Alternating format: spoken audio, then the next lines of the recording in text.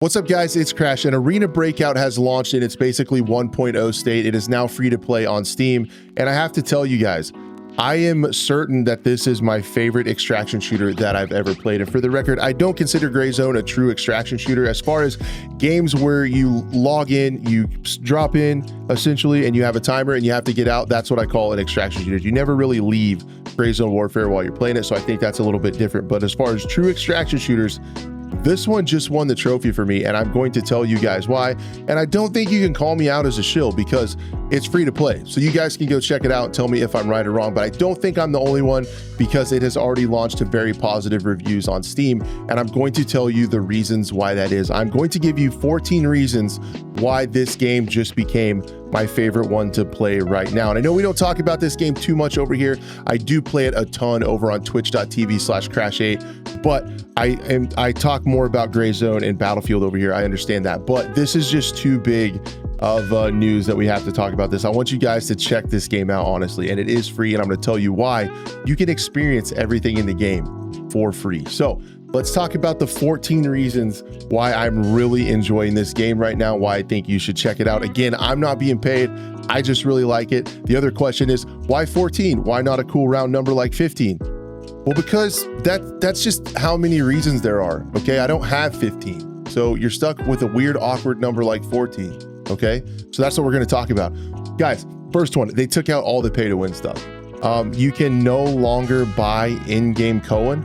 Also, on top of that, all the super strong red ammo that can like 2-tap a tier 6 armor, like the highest tier insane ammo, and the thermals, which are still ridiculously strong, are no longer on the market. So even if you have a ton of Cohen, you have to craft those. We'll get into the hideout in just a little bit. You have to craft those, and you can only do one like every 48 hours. And then there are hard limits on the red ammo as well. All the parts to those are very expensive. You can craft them, but then you have to wait like 48 hours on some of these before you can get like a 20 stack or something like that. So the game plays much better with people having closer tiered gear.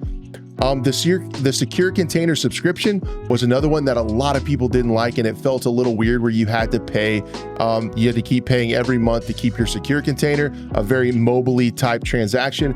That is gone. If you guys want to, what I'm working on right now is they just refresh the season missions. If you get through the season missions, you get a free 3x3 container titanium case, which is bigger than the one you can buy. Also, on your way, as you're doing missions, you unlock a bigger 2x2 container for free as you're going. You can also unlock more stash space by playing the game. Literally, in this free-to-play game, you can experience all of the stat altering content, from weapons to crates to stash space to all that, like to the secure containers and everything, for literal free. You can enjoy the whole gamut of the game and not spend an actual dime. The other thing they've added are more quality of life stuff. You know, inside of Tarkov is a wonderful game. It's a ton of fun. It's really cool. But for me, the game gets in the way of itself to focus on the actual rating and the gameplay that you really like to have. This focuses all the way down to first-person shooter fighting, man. It's so fun because there are things like loadout presets that they added this season. So you can set up an entire loadout. You guys know, a lot of time, especially in Tarkov, it starts to be Tetris Simulator, especially with the queue times. You can play an hour session of Tarkov. If you die early, even, you can spend over half your time either, you know, getting a loadout, moving stuff around in your inventory, or just waiting to queue. So there are loadout presets. You can set up complete loadout presets along the lines of one click, your player's loaded, you hit purchase, you're on to the next one, you're ready to go. So it's really, really nice. You spend way more time actually playing the game because of these quality of life issues. Some of the old ones that we already had was like where you could click configure gear, and you basically put all the gear on your person, click it one time, purchase, you're on to the next one, as well as items. You go to the next tab, configure items. It already sorts out all the mags you can get for the weapon you have, all that gun, all the ammo you can get, all the grenades, all the consumables you want to take. You click, click, click. I want stacks of this. Boom. You buy it all at once. You're on to the next one. So it's really, really cool to have that. Loadout presets was added this time. They have a ton as far as gameplay is concerned. in-raid use items, which make it really fun. There's a new recon device that can tell you if an enemy in a POI doesn't tell you where they are, doesn't tell you how many there are. It just tells you if it's clear or not. It's a one-time use. That cannot be taken out of raid. So it's something, all these dynamic items in the raid make it really fun, because if you find them, it changes what you're doing. You have a plan when you go into a raid.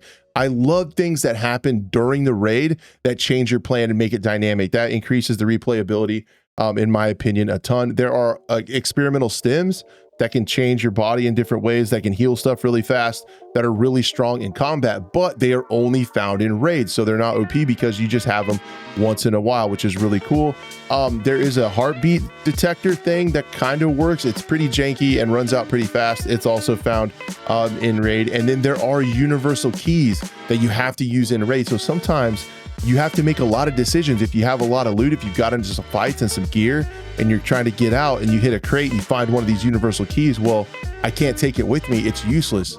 So then sometimes it makes you want to push the crazy big juicy POIs to go unlock a room and check a safe. So that's really cool. The missions in Secure Container, I alluded to this earlier. There are 60 missions just for this season, and they added missions to the main storyline quest as well. But if you complete all 60 missions, like I said, you get a 3x3 container that is bigger than the one that you can purchase, which is a 2x3. So super cool, man, that you don't have to spend a penny to get the most out of the game, which is really cool.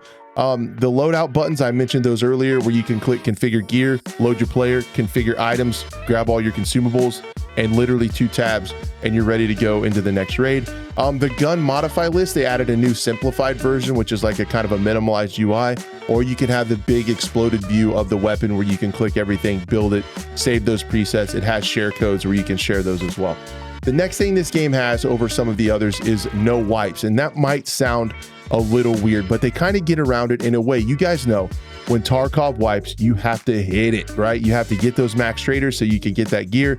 Now anymore in Tarkov, if you play Tarkov Arena and you unlock Ref, you can get all the meta gear by playing Tarkov Arena, but you have to get it or you're going to get behind and die to the players that have access to that stuff. There is no such thing here. Once you have the baseline leveled up just a couple raids, you basically have access to everything as long as you have money to buy it. But Crash, what about people who have played and have billions and billions of dollars and I want to jump in and play the game?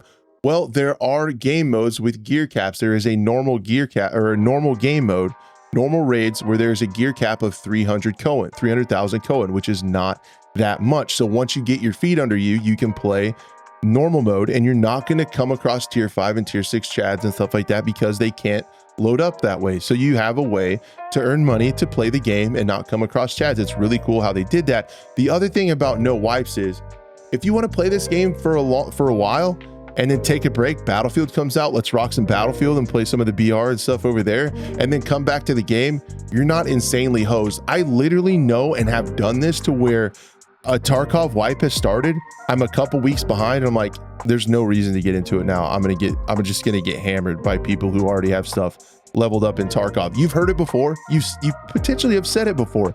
So it's really cool to not have wipes because it respects your time. The stuff that you earn, you keep, you can hop in and play anytime. There are modes to shelter you from the no lifers, and it really works out great.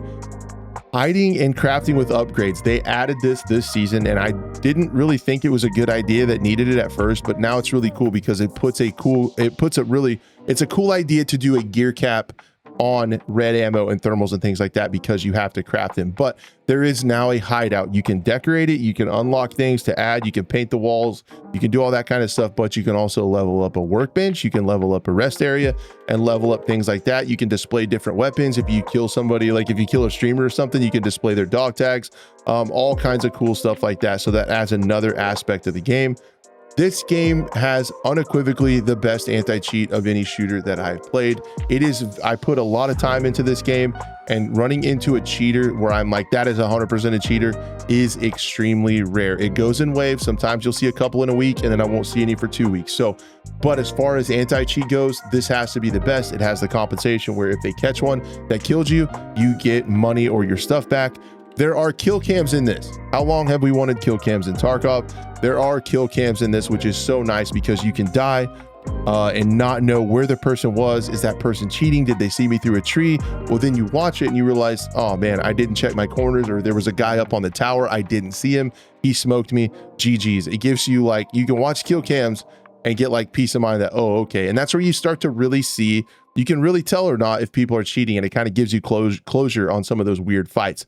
There's a ranked system. So as someone who mostly enjoys PvP, this game is centered around that. There's also a ranked system. So you can level up in rank. You have to go in early on, you get points for killing scavs and getting out. Later on, when you get to those master ranks, you have to kill PMCs and extract successfully to rank up to legend. So I really like having something to push for that is not go here, find this, bring it back, go here, find this, bring it back, get this, craft this. It's actually like I go shoot bad guys and get out, and then you rank up. So I like that a lot. None of the RMT stuff that Tarkov has suffered with over the years is even possible, because anytime you bring gear in and give it to somebody, it comes back to you, which is also how insurance works in this game and leads to more kind of teamwork and gameplay. Because there is, if you bring anything in, if like somebody's sent you real money on like PayPal to bring in a whole bunch of money, if they drop it or gear, it comes back to you at the end of the raid. But that's also how insurance works. If you die and your friends pick up your stuff, you can just grab your friend's stuff, try to kill the other team or get out. All that stuff goes immediately back in the mail to your teammates. So that's how insurance works. I think it's really cool. It's really nice. Even when you die, instead of like, well, I guess I'll go to the bathroom and go in the kitchen to make a sandwich while my team tries to get out, you can spectate. So you can spectate. They added the feature now where you can see when they're looting. So you can see what's in their backpack, what the player's looting. You can see your stuff and see what they're grabbing of your stuff to try to bring out. And it's really cool. Instead of bringing that stuff out, then having to bring it back into the raid, you go to the lobby, it automatically sends it back. Especially for someone like me who likes to stream and hang out with you guys over on Twitch, it's really cool. So when I die, I'm not out of the raid. I can still watch my teammates. I can talk to chat. I can root for them. I can see, you know, kind of help them, see if I see where people are, make call outs and watch them try to get my gear out. We go back to the lobby. It mails me all my stuff instantly. I click a few buttons and I'm ready to go on the next one. So those are the main things that have made this game really fun. Some of the improvements they've made ahead of the Steam launch, and seeing it come out to positive reviews is really encouraging, because no lie, dude, the pay to win stuff, the secure subscription and all that stuff that they changed would have absolutely got hammered in Steam reviews. So it's really good. We talked about it on the podcast a bunch that they had to fix this stuff before they pushed it out, and it looks like they did. And voila, you have a good game with tons of quality of life features. It's really well optimized and it's getting positive reviews. So wow, who could have possibly seen that coming? Not me. Anyway, guys, thanks for watching, and I hope to see you on the next one.